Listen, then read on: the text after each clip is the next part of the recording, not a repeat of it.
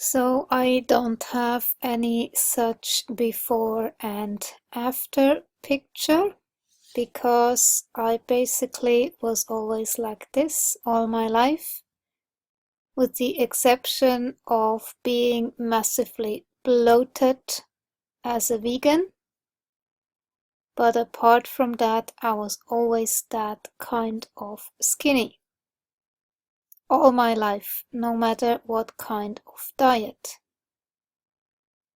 The only difference was the grade of inflammation and the pain I was in as a vegan, like back pain, hip pain, shoulders, like a sandy, grainy feeling, and here it was inflamed, and my knee started to hurt, and of course I always had migraines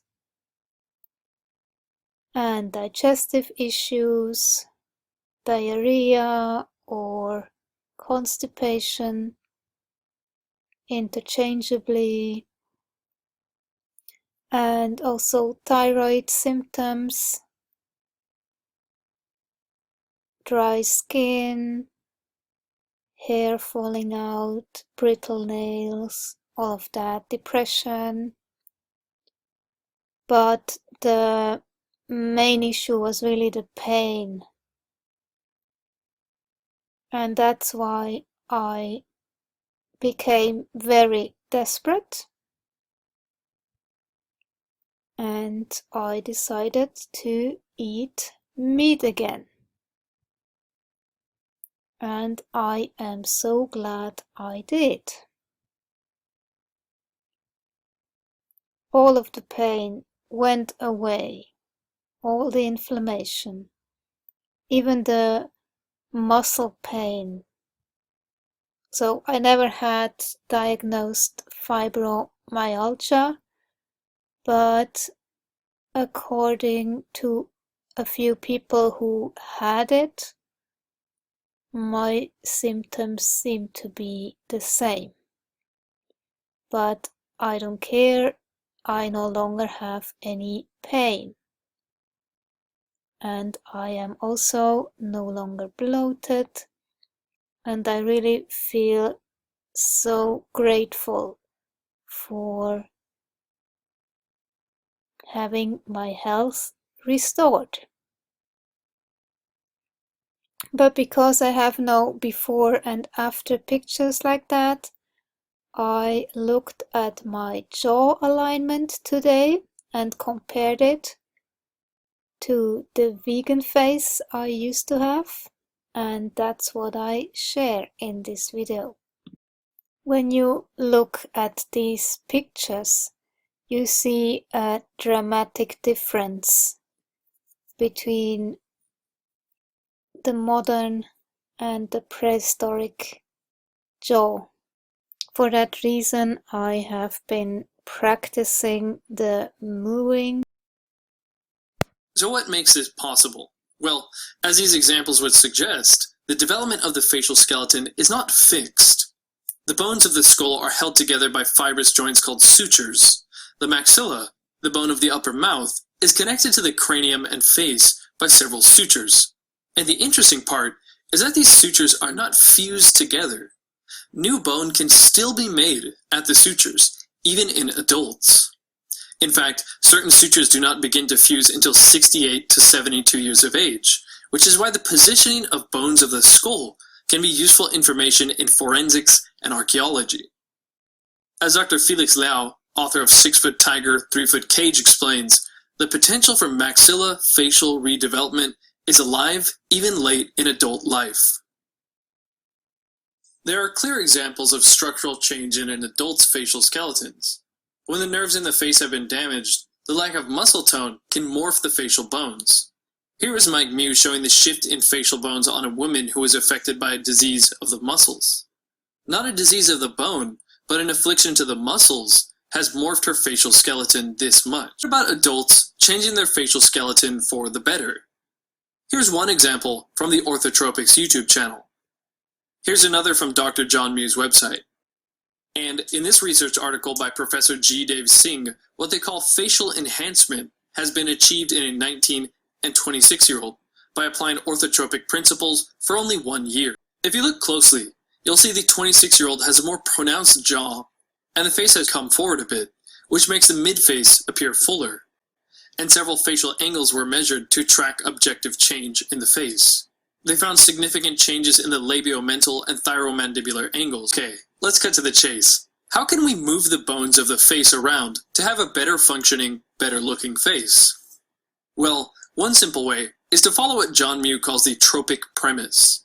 Rest the tongue on the palate with the lips sealed and the teeth in light contact for 4 to 8 hours a day. It's plausible that having this large muscle press up and forwards on the maxilla for 8 hours a day, and hopefully while you're sleeping, over a few years, can make small but noticeable changes in the structure of the face.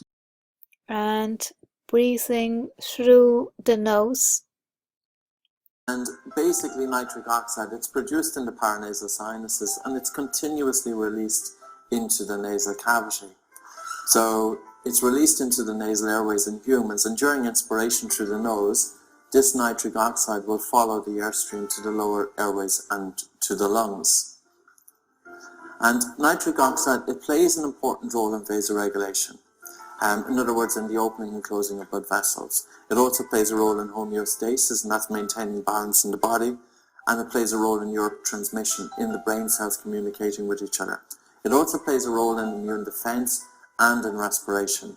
And in 1992, scientists proclaimed nitric oxide as molecule of the year. They said it was the one molecule in the human body which unites all the major disciplines of medicine. So according to Dr. Oz, nitric oxide, it comes from the back of your nose and sinuses into the lungs, and this short-lived gas dilates the air passages in the lungs. So basically it sterilizes the incoming air. You can imagine that the atmospheric air is going to be laden with germs and bacteria. So nitric oxide, one of the roles of nitric oxide is to help to neutralize that, to sterilize the air so that it arrives into the lungs in a conditioned form. And since nitric oxide, according to Professor Jan Lundberg, he's from the Karolinska Institute in Sweden, which is a very, very famous medical institute in Europe.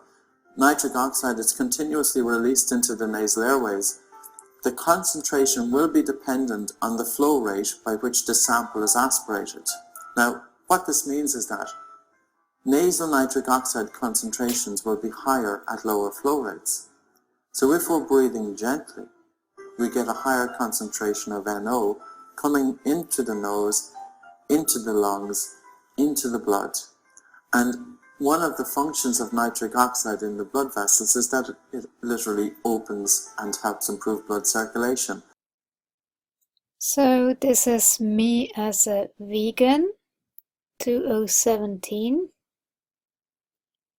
I mean, you see how dry my skin is, and the jaw is quite narrow here as well.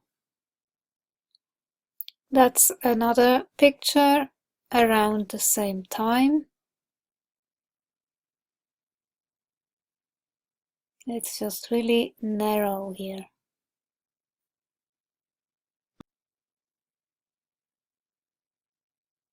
And this seems misaligned. But mostly you will see a difference here. This is a picture I took today. I am now 1 year and 2 months into carnivory. And here you see the jaw is a little bit broader. You see the face overall seems less elongated through this. Yeah, well, I think you can see the difference.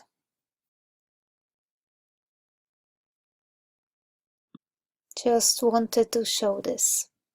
Yes, I ate meat and I'm no longer a vegan. That's probably the main difference. In order to align my jaw, and I think you can really see a difference. On a vegan diet, my teeth were extremely sensitive. At some point, I could not even use the salt toothpaste. It was literally burning in my teeth. It was very painful, so I stopped using that one.